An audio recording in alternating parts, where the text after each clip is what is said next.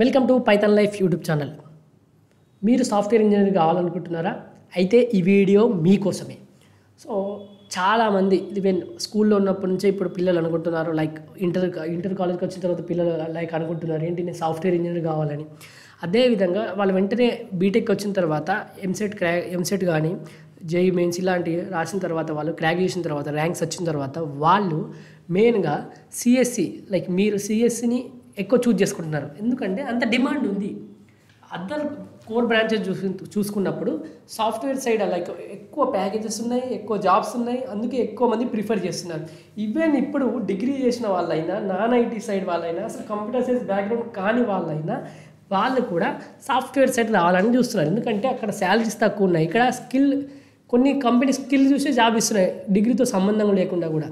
So అంటే మీరు ఏ background అనేది సంబంధం లేకుండా. కానీ డిగ్రీ అనేది ఇంపార్టెంట్ అండి. మీ లైక్ బీటెక్ అయినా డిగ్రీ అయినా లైక్ ఏంది, ఒక డిగ్రీ పట్టా అయితే ఇంపార్టెంట్. మీరు గ్రాడ్యుయేషన్ సర్టిఫికేట్ కావాలి కదా.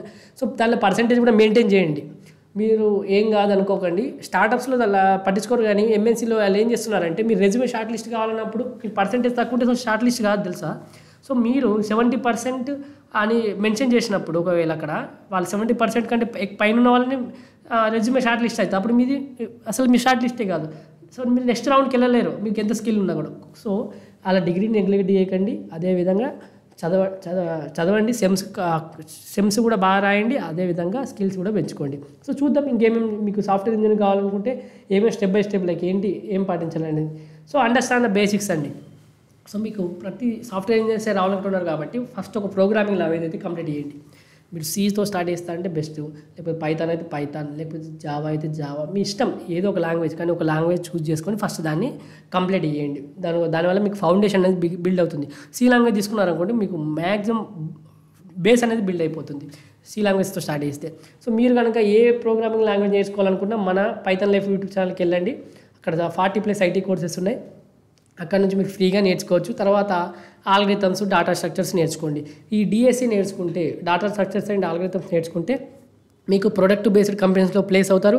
మంచి ప్యాకేజెస్, హై ప్యాకేజెస్తో ప్లేస్ అవుతారు. ఇది గుర్తుపెట్టుకోండి. తర్వాత వచ్చేసి ఈ సాఫ్ట్వేర్ ఇంజనీర్లు చూసింగ్ స్పెషలైజేషన్, మీరు ఎటు సైడ్ వెళ్ళాలనుకుంటున్నారు. సో చాలా బ్రాంచెస్ ఉంటాయి. అంటే ఎటు సైడ్ వెళ్ళాలనుకుంటారు, లైక్ వెబ్ డెవలప్మెంట్ సైడ్ వెళ్ళాలనుకుంటారా, లైక్ వెబ్సైట్ బిల్డ్ చేయడం ఇలాంటివి చేయాలనుకుంటున్నారు, వెబ్ డెవలప్మెంట్. తర్వాత మొబైల్ యాప్ డెవలప్మెంటా, లేకపోతే డేటా సైన్స్ సైడా, లేకపోతే సైబర్ సెక్యూరిటీ సైడా, ఇంకా ఏంటి మెషిన్ లెర్నింగ్ సైడా, ఏఐ ఇంజనీర్ సైడా, డెవాప్స్ ఇంజనీరా, ఇలా డిఫరెంట్ ఉంటుంది. క్లౌడ్ సైడ్ వెళ్ళాలనుకుంటున్నారా. సో సాఫ్ట్వేర్ సైడ్ వచ్చినప్పుడు మీకు చాలా ఉంటాయండి. ఇవన్నీ మీరు చూజ్ చేసుకోవాలి. లైక్ ఏంటి, వెబ్ డెవలప్మెంటా, మొబైల్ యాప్ డెవలప్మెంటా, డేటా సైన్సా, సైబర్ సెక్యూరిటీ. సో మీకు కంఫర్టబుల్గా వెళ్ళాలనుకుంటే, మీరు ఏ పొజిషన్కి వెళ్ళాలనుకుంటున్నారో చెక్ చేసుకోండి, ఒకసారి చూసుకోండి. ఓకే. సో ఈ ఒక స్పెషలైజేషన్ చూజ్ చేసుకోండి. తర్వాత వచ్చేసి ఒక ప్రోగ్రామింగ్ లాంగ్వేజ్ చెప్పాను కదా, ఏదో ఒక ప్రోగ్రామింగ్ లాంగ్వేజ్. కానీ మనకు క్యాంపస్ ప్లేస్మెంట్స్లో ఎక్కువ అడిగేది ఏంటి, పైథాన్, జావా, C++. కాబట్టి ఈ గుర్తుపెట్టుకోండి. సో మళ్ళీ మీరు వెబ్ డెవలప్మెంట్ సైడ్ రావాలంటే జావా స్క్రిప్ట్ అయితే వెరీ ఇంపార్టెంట్, అది గుర్తుపెట్టుకోండి. సో మీరు ఏదైనా popular languages Python, Java, script, C++, ఇలా మనకు మీ కెరీర్ ఫౌండేషన్ అనేది స్ట్రాంగ్గా బిల్డ్ అయిపోవాలి. అలాంటి లాంగ్వేజ్ నేర్చుకుని దాన్ని వర్క్ చేస్తూ ఉండి ప్రాజెక్ట్స్ బిల్డ్ చేస్తూ ఉండాలి. ఓకే. తర్వాత వచ్చేసి practicing problem solving, very important అండి. ఇక్కడ మీకు ప్రాబ్లమ్ సాల్వింగ్ స్కిల్స్ అనేవి ఉండాలి. మీరు సాఫ్ట్వేర్ సైడ్ రావాలనుకున్నప్పుడు, సాఫ్ట్వేర్ ఇంజనీర్ కావాలనుకున్నప్పుడు ఏదైనా కోడింగ్ ఛాలెంజ్ వచ్చినా కూడా సాల్వ్ చేసేటట్టు ఉండాలి. హ్యాక్థాన్స్లో పాల్గొనండి. కాలేజీలో మనకు హ్యాక్థాన్స్ పెడతారు. తర్వాత రియల్ వరల్డ్ ప్రాజెక్ట్స్ మీద కూడా వర్క్ చేయండి. తర్వాత వచ్చేసి ఎప్పుడైనా గుర్తుపెట్టుకోండి, సెల్ఫ్ లెర్నింగ్ కావచ్చు, బూట్ క్యాంప్స్ కావచ్చు, లేకపోతే యూట్యూబ్ నుంచి నేర్చుకుంటారా, ఎక్కడి నుంచైనా మెంటర్షిప్ నుంచా, లేకపోతే కమ్యూనిటీ సపోర్ట్స్ ఎవరైనా తీసుకుంటారా. సో ఎలా అయినా మీరు ఎప్పటికప్పుడు అప్డేట్ అవుతూ నేర్చుకుంటూ ఉండాలి. ఎప్పుడు కూడా కన్సిస్టెన్సీతో నేర్చుకుంటూ ఉండాలి ఈ ప్రోగ్రామింగ్, ఈ కోడింగ్ అనే కాన్సెప్ట్స్. ఓకే. ఈ ప్రోగ్రామింగ్ లాంగ్వేజ్ స్టార్ట్ చేశారనుకో, డైలీ ప్రోగ్రామ్స్ అనేది ప్రాక్టీస్ చేస్తూ ఎప్పటికప్పుడు కన్సిస్టెన్సీ మెయింటైన్ చేస్తే మీకు కోడింగ్లో లాజిక్ అనేది మంచిగా బిల్డ్ అవుతుంది. ఓకే. తర్వాత వచ్చేసి బిల్డింగ్ ఏ పోర్ట్ఫోలియో. సో నీ స్కిల్స్ ఏంటి, నీ అన్నీ ఏంటి, లైక్ ఏంటి, నీ గిటబ్లో నువ్వు అప్లోడ్ చేసిన, లైక్ గిటబ్లో ఉన్న నీ ఇన్ఫర్మేషన్ కావచ్చు, నీ కోడ్ కావచ్చు, ఎవ్రీథింగ్ నువ్వు నీ పోర్ట్ఫోలియో క్రియేట్ చేసుకో.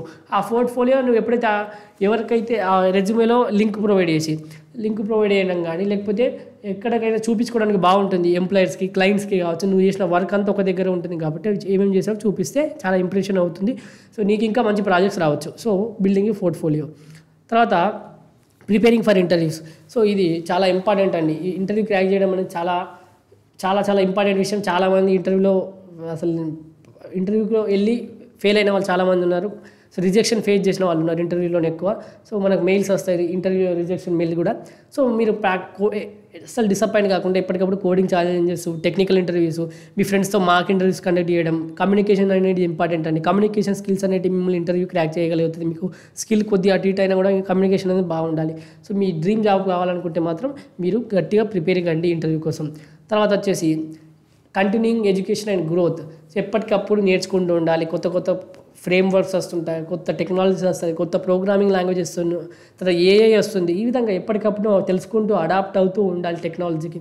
తర్వాత కొత్త కొత్త ఏదైనా సర్టిఫికేషన్స్ ఉంటే సర్టిఫికేషన్స్ పర్సూ చేయాలి, వర్క్షాప్కి అటెండ్ కావాలి, మెంటర్షిప్ తీసుకోవాలి. అలాగే నువ్వు అందరినీ నీ సర్కిల్లో ఫ్రెండ్స్ బాగా బిల్డ్ చేసుకోవాలి.